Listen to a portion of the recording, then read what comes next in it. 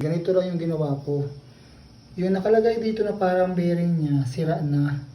So, niluwagan ko na lang siya. Tinanggal ko yun, binarena ko. Ngayon, nakakabit sa dyan. Oh. Tapos ito, dati na ito, nakasama niya. Kasama ito nung kanyang... ito pampigaan niya, kasama niya yan. Hindi naman kasi nabubuksan ito, hindi natatanggal ito eh. So yan, kasama niya yan. Sa kakagamit, yung mismong ito, kinalawang na, tapos, ilagay ko na lang dyan. Tignan nyo. Oh, meron siyang konting wiggle dahil hindi siya talaga para dyan.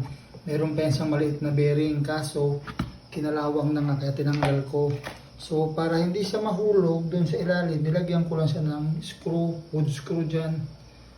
Oh. Oh, yan, no? Oh, bunot na, oh. Ito siya, itong tubo na ito, dati na yan dyan, kasama yan siya. Tinanggal ko lang yung nasa loob niyan dahil meron na siyang kalawang, kaya hindi na umiikot, hindi na makapiga. Kesyo itapon pa, mapapakinabangan pa siya. So, tapos, balik.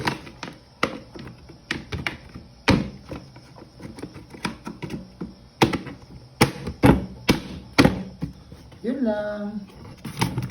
Oh.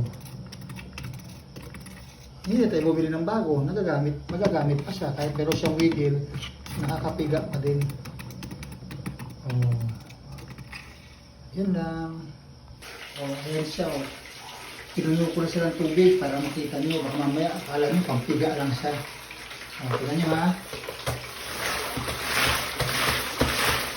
Oh. Oh.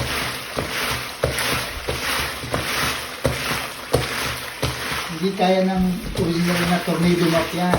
Kasi masisira. Pero akin, ako nyo. Oh. Oh, diba?